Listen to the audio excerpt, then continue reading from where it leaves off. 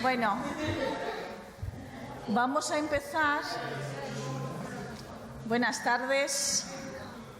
Vamos a empezar porque tenemos el horario muy limitado. Entonces, tenemos ahora la presentación del libro que está calentito, una primicia, salió el lunes. El lunes, o sea, el lunes salió el libro. La profesora María José Aguilar Idáñez, una amiga de muchos años, socióloga, trabajadora social, investigadora y profesora en la Universidad de Castilla-La Mancha, que es con la que nos hemos liado para traer al alumnado de la escuela, bueno, es Facultad de Ciencias de la Educación y Humanidades. Ciencias de la Tenemos Educación. casi más letras en el nombre que alumnos, pero bueno. De Cuenca, y un placer. ¿Qué? ¿El qué? Bueno, que un placer tenerla aquí y además un honor, porque justo estábamos planificando estas jornadas cuando me dijo María Jo, el libro va a salir enseguida. Digo, pues lo presentamos. Y así ha sido lo presentamos en las jornadas. Entonces, el libro está ya disponible en PDF, lo vais a poder acceder sin ningún problema, y os dejo con María José Aguilar, que nos presente un poco las ideas, los planteamientos, más que presentar el libro en sí, sino que nos hable un poco de qué es eso de racismo, antirracismo y para comprender para transformar. Bueno, muchas gracias, Fátima. Buenas tardes a todos. Esta es la peor hora, la hora de la siesta. Y además, como hemos brindado sí, por el evento histórico, bueno, aunque sea un poco pírrico, de hoy, pues no es la mejor hora. Pero antes de empezar con el tema del libro, dos cosas. Una, dar las gracias formalmente para que se quede grabado a ti, Fátima, y a tus estudiantes, porque sois los que habéis hecho todo el curro de organizar esto.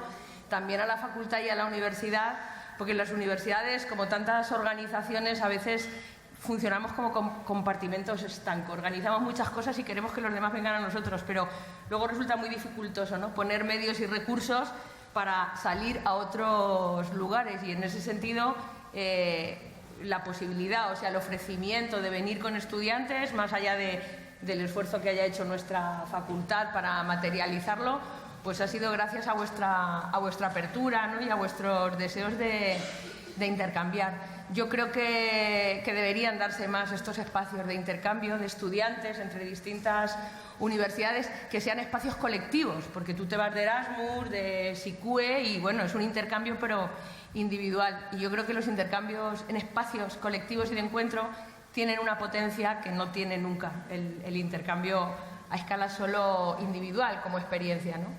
El segundo aviso antes de empezar es que tenéis afuera, y algunos los que habéis llegado antes, esta tarjetita que en realidad es la portada del libro y detrás el texto de la contraportada, pero el libro es un libro electrónico que está en PDF, se descarga gratuitamente en cualquiera de estos enlaces que tenéis aquí, o bueno, y si perdéis la tarjeta, pues ponéis el título del libro en Google y os salen un montón de enlaces para descargarlo.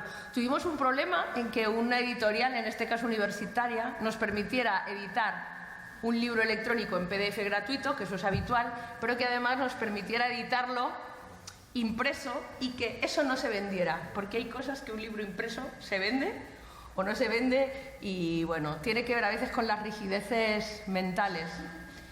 Pero el conocimiento, yo entiendo que tiene que ser accesible a todo el mundo, más si se genera desde espacios públicos. No debe tener barreras, tiene que tener facilidad de acceso y tiene que tener un compromiso con la transformación. Por eso este libro inaugura una serie, esperemos que sea una serie, este es el primero, de una colección que se llama Ideas en Acción. El título de la colección no es casual y tiene mucho que ver con algo muy freiriano, quienes tenemos ese tipo de influencias. Paulo Freire decía que no es suficiente la denuncia si no va acompañada de un anuncio.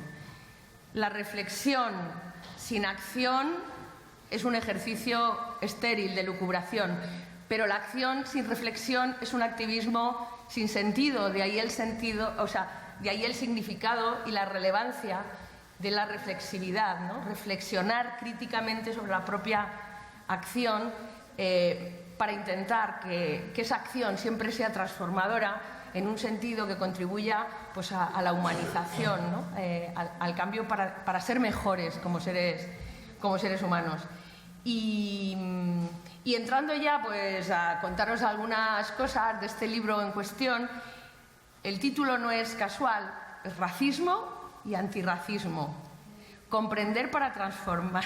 Mis alumnos, que les estoy explicando diagnóstico, y les dije esto el otro día. Ahora esto os lo digo en otro contexto. En las ciencias sociales, en la academia, en la investigación, bueno, pues es parte del ADN, de la naturaleza, el investigar para acrecentar el conocimiento, ¿no? Pero el conocimiento, la acumulación de datos, de manera a veces exhaustiva, intensa, siendo algo necesario, es absolutamente insuficiente si esos datos, ese conocimiento de la realidad, no viene iluminado por teorías, conceptos que nos ayuden a desentrañar, a comprender esa realidad. Conocer no es comprender. No se puede comprender si no se conoce. Pero el conocimiento solo es condición necesaria, pero no suficiente. Y digo esto siempre pensando en la acción. Yo solamente concibo, no digo que no sea legítimo, otros planteamientos en la academia, en el campo científico. Para mí, el conocimiento, si no está orientado, si no está aplicado a la comprensión para la acción transformadora, no tiene sentido. Para eso, pues, nos dedicamos a otras cosas, ¿no? Que a lo mejor requieren menos esfuerzo.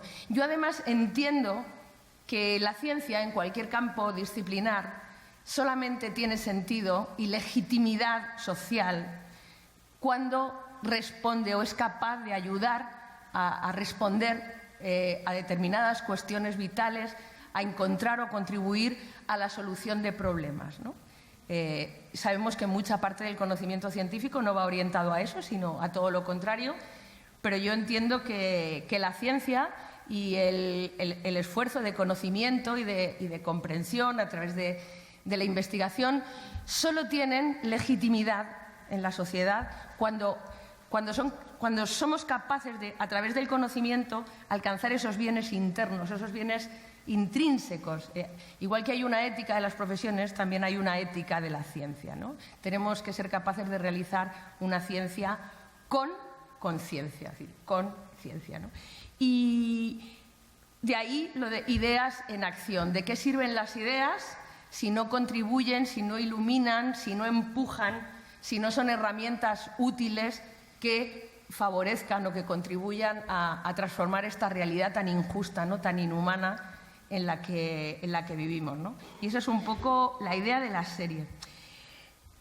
Comprender, por lo tanto, para transformar. Este libro no es... se complementa con otro que está publicado desde hace un par de años, que es una guía muy didáctica, hecha en colores y todo eso, que se titula Claves, Comunicación Participativa Antirracista, Claves para la Acogida Comunitaria, que también está disponible en Internet. Por aquello de la denuncia y el anuncio, la teoría y la práctica, el conocimiento y la comprensión para la acción transformadora, ¿no? Que serían como los 4 ejes. Y debido, bueno, el libro lo hemos escrito otro compañero, que yo lo conocí porque fue estudiante mío, y yo cuando lo conocí dije, pero si tú no deberías ser estudiante, tú deberías ser profesor. Lo hemos hecho entre los dos y de alguna manera refleja una pequeña parte, no toda, de un trabajo que llevamos haciendo conjuntamente hace unos 12 o 14 años, ¿no?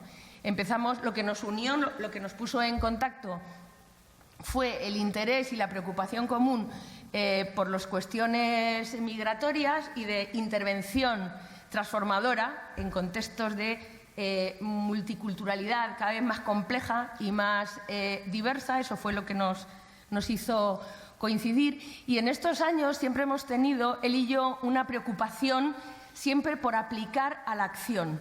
Porque además, en el caso, la mayoría de los que estamos aquí, o bien somos españoles o todos residimos en España, ¿no?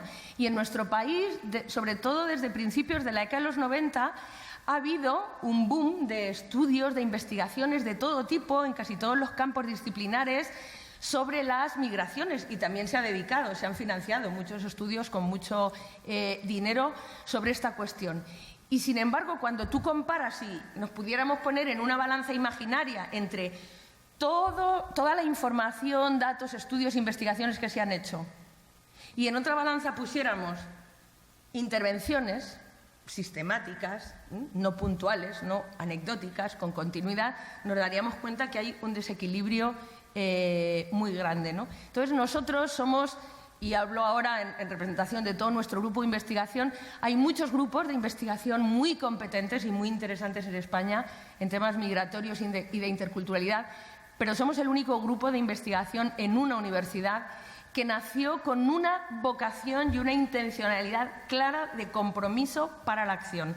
Nosotros nunca hacemos investigaciones, aunque nos ofrezcan dinero para hacerlas, si no nos permiten desarrollar una parte de aplicación práctica, ¿no? Y lo que nos hemos ido dando cuenta, porque tanto Daniel como yo somos personas que nos interesa mucho la investigación, pero nos interesan también mucho el desarrollar innovaciones y estrategias metodológicas eficaces, porque a veces observamos como que se ha avanzado más en el conocimiento teórico o en el desarrollo analítico de ciertos fenómenos y, sin embargo, en las profesiones sociales seguimos utilizando, estudiando y aprendiendo esquemas metodológicos que han quedado un poco obsoletos.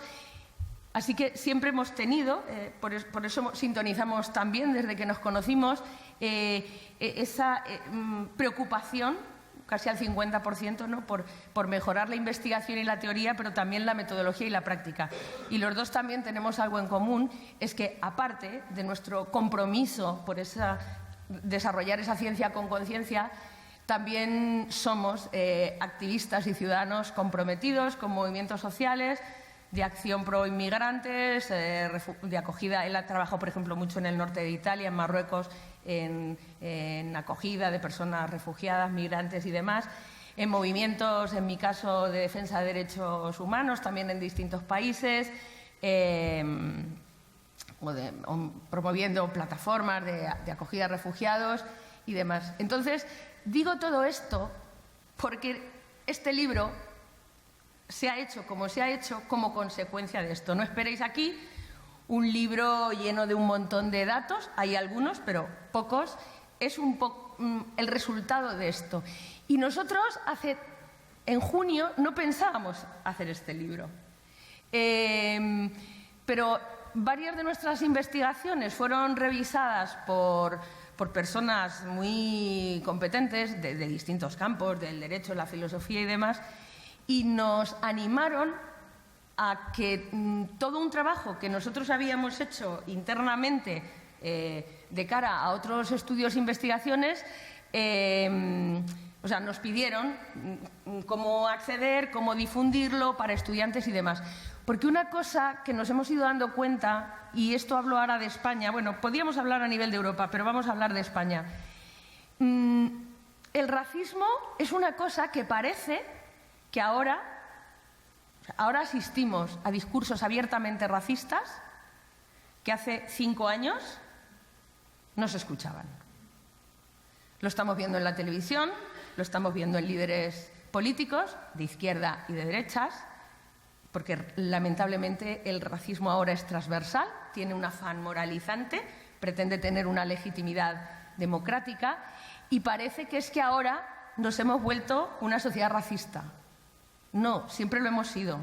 La cuestión está, ¿por qué antes estaba mal visto socialmente tener un discurso racista, xenófobo, y ahora no? Y entonces, analizando también la acción antirracista en los propios procesos que hemos acompañado, nos hemos dado cuenta de que también la lucha antirracista, tanto a nivel de movimientos sociales y políticos como en el campo de las entidades voluntarias, las instituciones públicas y demás,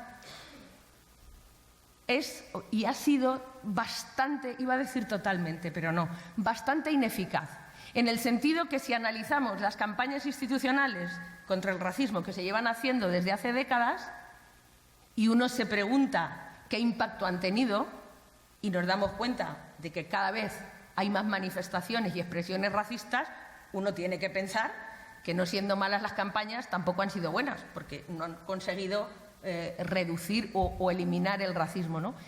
Y observando de manera sistemática y crítica las intervenciones también desde la sociedad civil, desde las ONGs, pues nos hemos dado cuenta de que muchas veces hasta en una misma ONG, independientemente del discurso, de los planteamientos teóricos, en la misma ONG puede haber personas que tienen incrustado en su imaginario y en su horizonte cultural pues una serie de marcos mucho más racistas que otras personas, ¿no?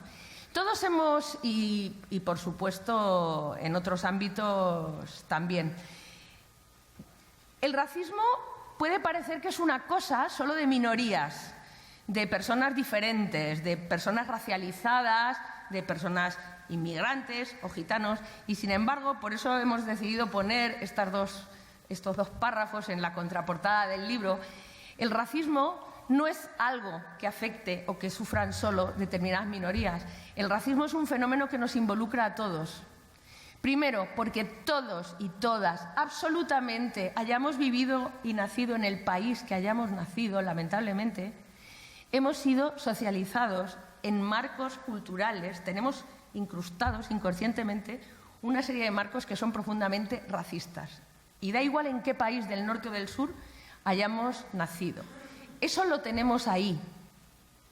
La cuestión está en saber por qué esos marcos se activan y se ponen en acción, operan y empiezan a tener efectos en según qué circunstancias y en qué momentos, ¿no? Y luego, por otra parte, el racismo también nos involucra a todos, no solo por eso, sino porque en un momento dado, a lo mejor yo como mujer blanca, heterosexual, etcétera, universitaria, puedo no ser discriminada, pero en otros contextos, basta que cambie de lugar, sí que puedo serlo. Así que la historia evoluciona tan rápido que aunque no nos sintamos en un momento discriminados por razones raciales o étnicas o culturales, eso no quiere decir que en otro momento nuestra vida no pueda cambiar de la noche a la mañana y sentirlo. Así que, en primer lugar, primera idea, el racismo no es un fenómeno minoritario o que tenga que ser preocupación solo de determinadas personas. Tenemos que entenderlo como un fenómeno que nos involucra a todos y en el que todos del que todos consciente o inconscientemente formamos parte y estamos desarrollando, aún bajo discursos pretendidamente antirracistas, pretendidamente emancipadores, pretendidamente liberadores. Porque cuando tú ves presencias, conoces, sabes, te enteras de una violación de cualquier derecho humano a cualquier persona y no haces nada, miras para otro lado o justificas de que, pobrecitos, pero es que yo no puedo hacer nada, estás siendo cómplice de la situación.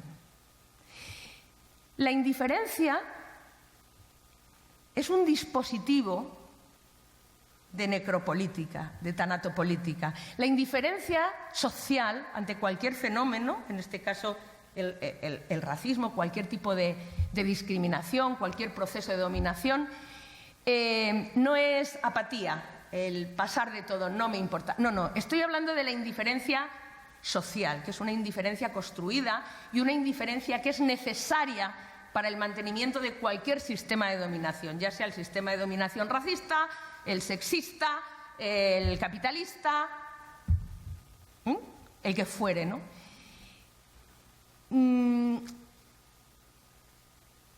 Un sistema de dominación, de opresión de unos grupos sobre otros, me da igual que sea de hombres sobre mujeres, como es en el sistema de dominación patriarcal, o de unos grupos culturales o étnicos sobre otros, como en un sistema de dominación racista o en cualquier otro sistema de opresión, siempre se suele ejercer por la fuerza. O sea, nadie se deja esclavizar porque sí. Normalmente los procesos de dominación se inician o requieren del uso de la fuerza bruta, de la violencia, para imponerse. Pero ¿qué ocurre? Que los procesos de dominación no pueden, en general, sostenerse a lo largo del tiempo solo en base al poder bruto de la fuerza. Para que los procesos de dominación se sostengan a lo largo del tiempo, no es suficiente el uso de la fuerza bruta. Se requiere el uso de un poder blando, que tiene que incrustarse en la mente de las personas. Es lo que llama Manuel Castells un poder blando que se ejerce siempre a través de procesos de comunicación. Porque vivimos en lo que Silverstone llama una mediápolis. La mediápolis no hay que confundirla con los medios de comunicación. La mediápolis es el espacio público mediático donde se generan los discursos que son los que luego van a tener consecuencias para la acción. Y en ese espacio público mediático están los medios de comunicación tradicionales, están los nuevos medios de comunicación digitales, están las redes sociales, y es por primera vez en la historia, gracias al desarrollo tecnológico, que las personas podemos disponer de herramientas que antes solo estaban al alcance de quien podía financiar un periódico o una televisión. Es decir, se genera un espacio donde se puede potencialmente producir lo que Manuel Castells llama la autocomunicación de masas, ¿no? Me estoy yendo. El racismo es, como he dicho antes, un sistema de dominación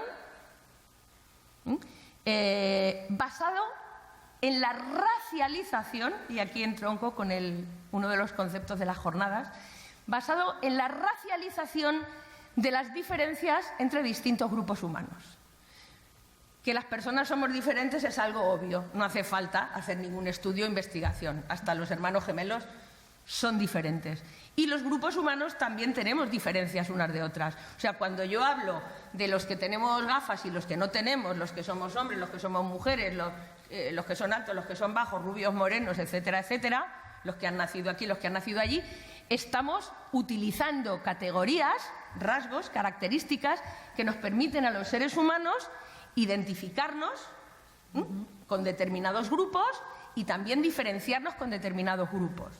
Es decir, es un mecanismo de establecimiento de fronteras simbólicas que nos permiten, y eso no es un proceso en sí negativo, es lo que nos permite asignar y autoasignarnos identidades y diferenciarnos unos de otros. El problema es cuando esas fronteras simbólicas, que son un mecanismo social necesario, se transforman en fronteras morales. Una frontera moral es una frontera simbólica, pero donde lo que se separa, lo que se diferencia, no son estos ejemplos de fronteras simbólicas que he estado poniendo antes, sino que cuando esas fronteras simbólicas separan o diferencian a grupos con una asimetría de poder muy grande, con una fuerte polarización unos de otros, el riesgo de que esa frontera moral, esa categoría de diferenciación, simbólica, se transforme en una frontera moral es muy elevado. Y del mismo modo que una frontera simbólica es permeable, cambiable, modificable, una frontera moral es rígida y separa a grupos esencializando esas categorías. Ahora está muy mal visto hablar de razas, porque la raza, además, las razas no existen. La raza es un concepto que se ha construido. De hecho, fue un invento de los científicos sociales para justificar el colonialismo. Estaba muy mal visto porque ya por la teología y otras cosas, pues los seres humanos teníamos que ser todos iguales, y para justificar el expolio, la discriminación, el esclavismo, había que buscar categorías que permitieran legitimar o justificar el que se explotara a determinados tipos de personas. Y del mismo modo que la religión, la ciencia, la filosofía ha hecho enormes aportaciones al sexismo para justificar la inferioridad de las mujeres y justificar ese sistema de opresión, pues lo mismo en el caso del racismo. La raza es un constructo inventado, ¿no? Pero el que ahora se sepa que científicamente las razas no existen no quiere decir que el concepto de raza no siga operando. ¿Por qué? Y aquí me sale la vena sociológica. Yo solamente aplico un teorema sociológico que se formuló en 1928 por Thomas. Y además se conoce como el célebre teorema de Thomas, ¿no? El teorema de Thomas dice que no importa si una situación es real o no lo es. Eso es irrelevante. Basta con que una persona considere algo como real para que tenga consecuencias reales. Es decir, da igual que aquí haya un 90% de personas extranjeras o que haya un 0,000001. Si yo pienso, si yo creo, por las razones que sea, que hay demasiadas personas inmigrantes, me voy a comportar de acuerdo a esa situación que yo he concebido. ¿Me vais siguiendo? ¿Entendéis lo que significa este teorema? Es irrelevante que algo sea real o no lo sea. Basta con que alguien considere una situación como real para que termine teniendo consecuencias reales. Es decir, nos comportamos de acuerdo a las ideas o a las situaciones que nosotros construimos en nuestra cabeza. Y enlazo con el tema de la mediápolis como espacio privilegiado de construcción de esos relatos y de esos discursos. El poder blando que se requiere para que un sistema de dominación, un eje de dominación, sea el que sea, se sostenga en el tiempo. Tú no puedes, la historia nos lo demuestra, mantener un sistema de opresión basado en la fuerza bruta, porque al final, como nos decían ayer en el monólogo de teatro de Toussaint Louverture, que fue el primer movimiento antiesclavista en el mundo, que fue en Haití, paradójicamente el país más desgraciado hoy de América Latina, tarde o temprano la gente se rebela frente a ese uso del poder duro de la fuerza, ¿no? Pero cuando tú consigues ejercer ese poder blando, instalar en un número suficiente de personas determinados marcos, o bien que justifiquen el uso de la violencia, o bien que se genere la indiferencia social, entonces ya no requieres ni siquiera el uso del poder duro de la fuerza. Porque, como diría Freire, el mayor éxito de cualquier sistema de dominación, me da igual que sea el sexismo, que el racismo, es cuando el oprimido o la oprimida tenemos insertados los marcos mentales de dominación. Cuando un pobre de un barrio marginal se pelea con el inmigrante porque cree que le compiten por los mismos recursos en contextos de escasez, estás enfrentando a pobres contra pobres y estás utilizando en este caso, pues como se ha hecho en España y en Europa y en tantos sitios, por ejemplo, el discurso contra la inmigración como chivo expiatorio. Si tú consigues que la mayoría de la sociedad le eche la culpa o culpabilice a determinados colectivos, no te señala a ti, aunque pueda ser el responsable de lo que está ocurriendo, del austericidio, de lo que fuere, y entonces el sistema de dominación es perfecto.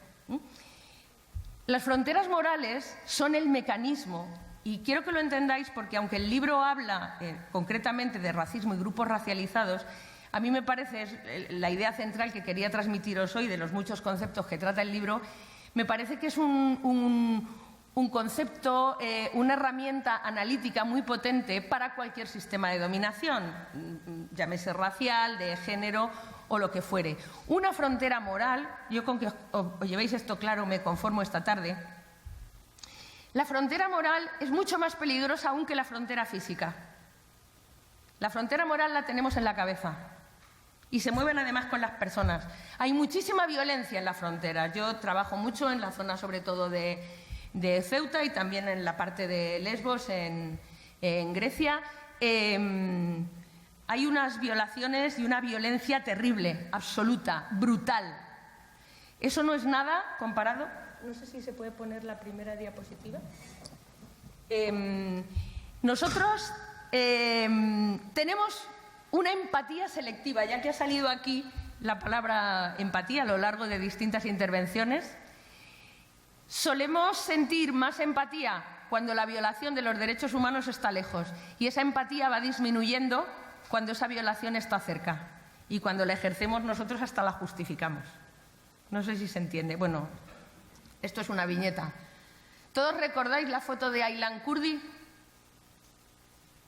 El niño que sus padres de Siria querían emigrar, le rechazaron la entrada a Canadá. Fue una foto que se hizo viral. Todo el mundo sabía quién era Aylan Kurdi, su familia. Sin embargo, hubo miles de fotos antes y después de esa que no produjeron lo mismo. Hay quien dice, es que nos provoca indiferencia ver tantas fotos, tantas imágenes de gente muerta, violentada. No. Es demasiadas fotos y rostros sin nombre, sin historia, deshumanizados. Son números, tantos muertos, pero no conocemos su historia.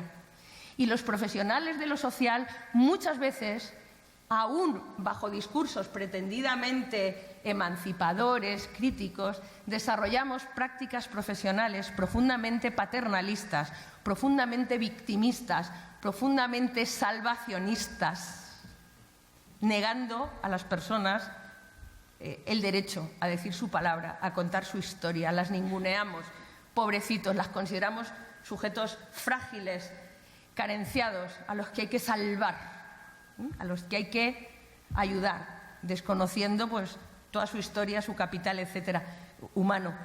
Los etiquetamos, ¿no? Tú que has hecho tanto trabajo en etiquetaje y representaciones sociales. Las fronteras morales operan de manera que lo que separan ya no son grupos o sea, separan grupos de personas, pero una frontera moral es lo que delimita a quien está dentro, a quien yo coloco dentro de mi espacio moral, es a quien yo considero que como sociedad tenemos el deber moral de ayudar, de proteger, y quienes son merecedores de aplicar normas de justicia, por quienes nos sentimos obligados a hacer sacrificios como sociedad. Y a quienes colocamos fuera de ese espacio moral, que está delimitado por esas fronteras morales, son esos seres humanos a los que no consideramos, por las razones que sea, que tengamos el deber moral de ayudar, de proteger, de aplicar normas morales y de justicia. Y es esa construcción de fronteras morales lo que nos permite hoy, en la actualidad, que nunca como ahora ha habido un discurso, yo no oigo a nadie hablar en contra de los derechos humanos. Se han llegado hasta justificar guerras, intervenciones armadas por razones humanitarias, de democracia. Nunca hasta ahora asistimos a este universalismo moral de defensa de los derechos humanos, de los seres humanos, y sin embargo nunca como ahora se han violado tan brutalmente y tan masivamente y tan sistemáticamente en tantos puntos del planeta tantos derechos humanos. Con un agravante, que la excusa de no saber, no conocer lo que pasa, hoy no es una excusa válida. Hace un siglo podía serlo, no nos enterábamos de lo que ocurría en otros sitios, pero hoy nos enteramos hasta instantáneamente de lo que está ocurriendo. ¿Cómo puede ser entonces que, no siendo ignorantes de lo que esté ocurriendo,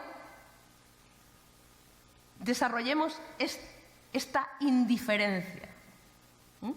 Porque para que se desarrolle, para que un número tan grande de personas nos mantengamos, a pesar de lo que pensamos y a pesar de lo que conocemos y lo que vemos, en una actitud de indiferencia social, es necesario que se hayan construido fronteras morales, que de alguna manera consideremos a ciertas categorías de personas merecedoras de nuestra compasión, de nuestra protección, de aplicar derechos, mientras que a otros no los hacemos. Y esa frontera moral Puede ser la raza, puede ser la identidad, puede ser el lugar de nacimiento, puede ser el género, puede ser la diversidad funcional o puede ser lo que sea. Ninguno estamos exentos de operar en base a esas fronteras morales. Y yo os invitaría, ya con esto termino, a que nos revisemos a nosotros mismos, porque podemos tener un discurso muy liberador, muy antirracista, muy anticapitalista, muy feminista, pero que intentemos explorar adentro de nosotros mismos para ver qué tipo de fronteras morales estamos construyendo y por qué no reaccionamos lo mismo, ni nos indignamos de la misma manera, ni protestamos de la misma manera cuando asistimos o presenciamos, ¿no?, a una violación de cualquier derecho, cualquier práctica de invisibilización, de despojo, de agresión o de discriminación. Bueno, este libro intenta aportar herramientas analíticas, novedosas, pero también, sobre todo, metodológicas, para que el antirracismo, que hasta ahora se ha mostrado muy poco eficaz por razones que se exploran en el libro y que se analizan críticamente, podamos transitar hacia una acción antirracista realmente crítica, realmente transformadora, que nos sirva, como hasta ahora, un poco para mantener el statu quo. Y ese es un poco el sentido del libro, que no os lo cuento pues porque así lo podéis leer. Y no tenéis la excusa de que es caro. No, es gratis.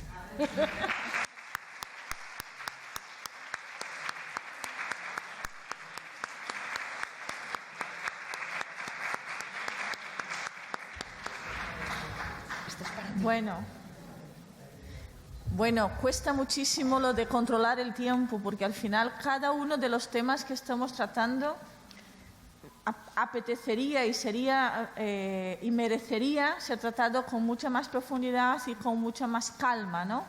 Lo que pasa es que, bueno, tenemos el tiempo que tenemos y somos, de alguna manera, estamos condicionados y me preocupa que terminemos a la hora, sobre todo por los que vais a viajar, que también cuidarnos también es muy importante. Un par de preguntas. No dejaré a Mariajo que conteste casi nada, pero porque me la conozco. Haces bien. ¿Algún comentario, alguna pregunta? ¿Es broma? Mejor reflexiones y no tengo que contestar.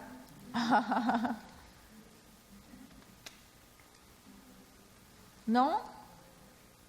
Tampoco quería cortar tanto, ¿eh? Solo controlar un poco, pero... ¿Alguna pregunta?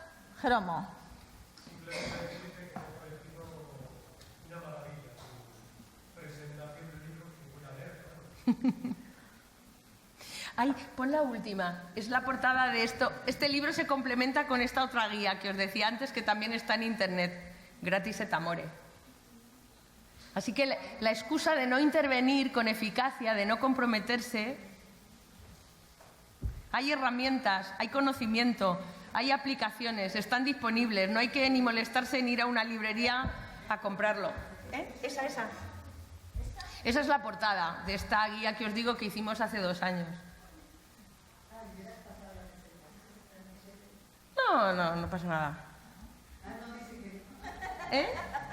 No, ahora no, que sí que os voy a pedir a todos, aprovechando, que nos dejéis las presentaciones para que podamos, aunque está grabado, a ver, todas las jornadas y estamos pidiendo a todos los que habéis estado en las mesas. Yo misma estoy hablando sin micrófono. Estamos pidiendo a todos que habéis estado en las mesas que firméis una autorización porque estamos grabando todas las jornadas. Yo lo autorizo, no hace falta firmar, ya queda grabado. De eso nada. Para que se pueda subir a la red y que esté disponible, ¿no? Las presentaciones y las ponencias, experiencias. Igor, tenías...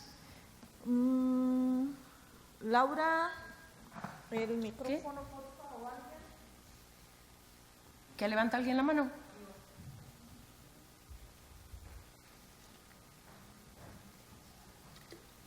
Es que desde aquí no se ve nada. Uno está como deslumbrado, entonces no se ve.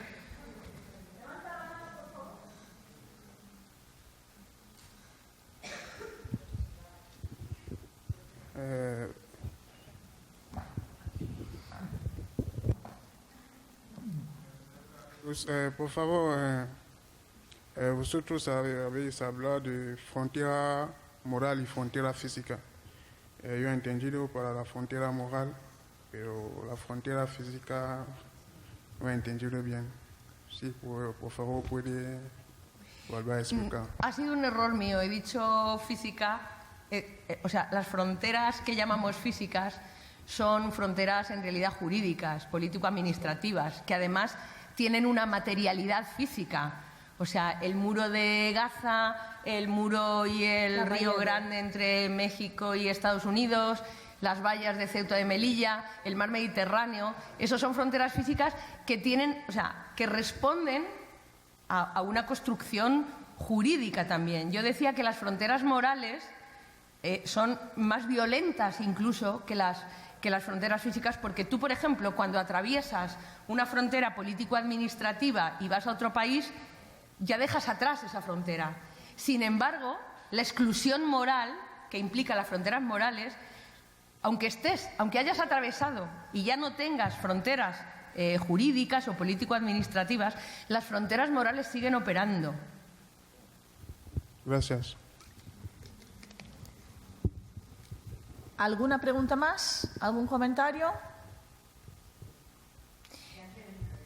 No, yo simplemente quería deciros una cosa antes de despedirme. A veces uno tiene la sensación de que hay tanta violencia, tantos ejes de opresión, tantas personas y tantos colectivos, y hablo ahora sobre todo a los estudiantes, vulnerabilizados, empobrecidos, despojados, explotados, expoliados, que uno se siente como abrumado, abrumada, y decir, bueno, ¿y qué puedo hacer yo? O sea, frente a todo esto te sientes impotente. La impotencia es parte del dispositivo que requiere la indiferencia, ¿no? Para que operen esas fronteras morales. Y tampoco vamos a ser ingenuos, ilusos.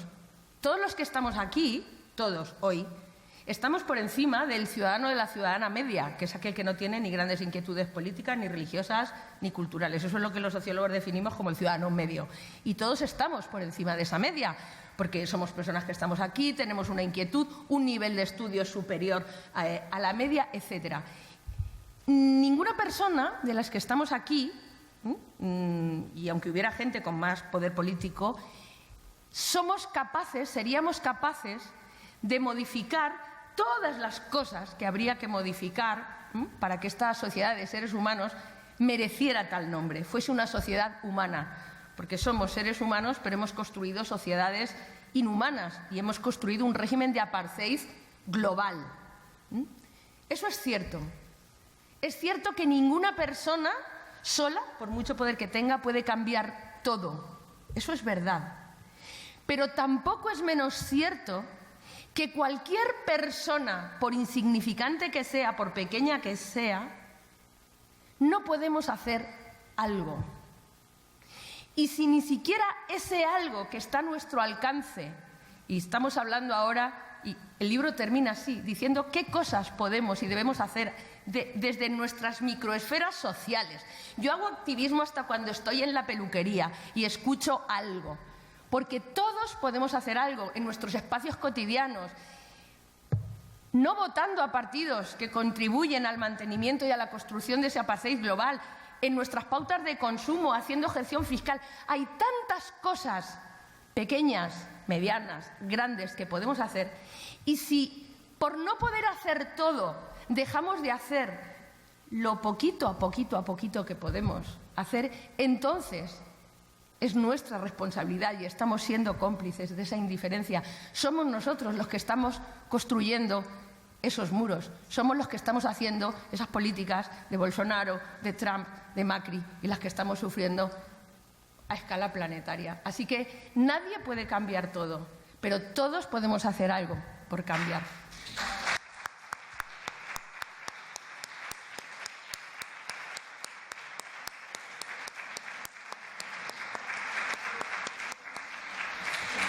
Bueno, solo una un apunte, la universidad también es un espacio que hay que transformar muy profundamente y los cambios que vamos viendo no son precisamente a mejor.